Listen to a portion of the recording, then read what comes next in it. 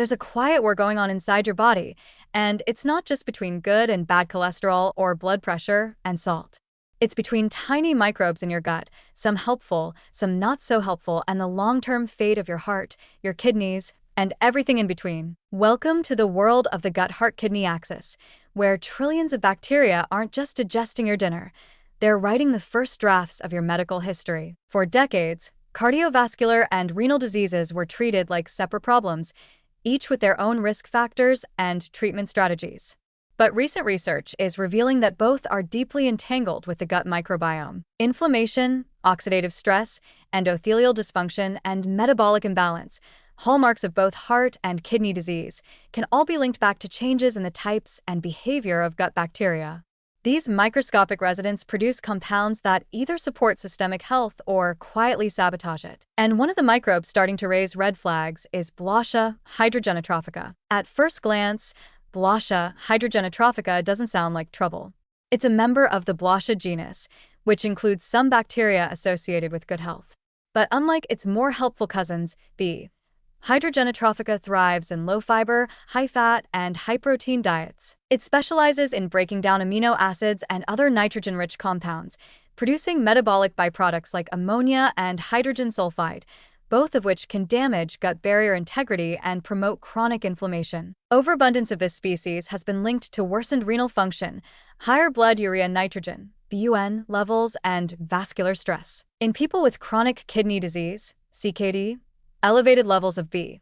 hydrogenotrophica often coincide with rising levels of uremic toxins, compounds that should be filtered out but instead accumulate and contribute to systemic damage. Meanwhile, in cardiovascular disease, this same microbe appears to fuel low-grade inflammation and contribute to endothelial dysfunction, making blood vessels more vulnerable to plaque formation, hypertension, and atherosclerosis.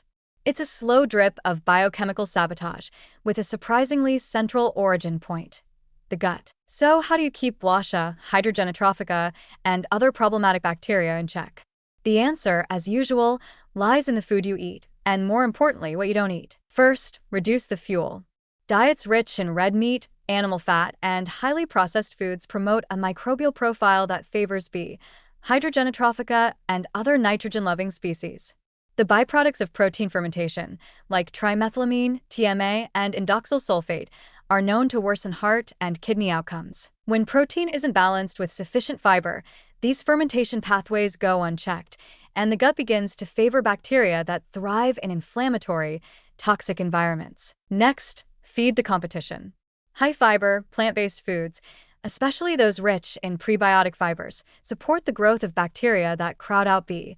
hydrogenotrophica. Species like Faecalibacterium prosnitzi, Akkermansia mucinifila, and bifidobacteria produce butyrate and other short-chain fatty acids that help maintain gut lining integrity, reduce systemic inflammation, and actually downregulate the expression of microbial genes involved in toxin production. More fiber means more of the good guys, and less territory for the bad ones. Foods like lentils, oats, barley, pistachios, chicory root, leeks, and garlic have all been shown to shift the microbial balance away from toxin-producing species and toward anti-inflammatory, SCFA-producing communities.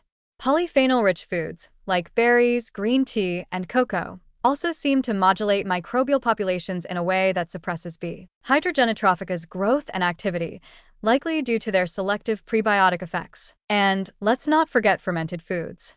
While probiotics alone may not dramatically change your microbiome overnight, consistent intake of fermented foods like kefir, sauerkraut, and miso can support microbial diversity, which helps keep any one species, including troublemakers, from dominating the ecosystem. Diversity, in the gut as in life, is a form of stability. In the big picture, the gut is no longer just a digestive organ, it's a central command center for systemic health.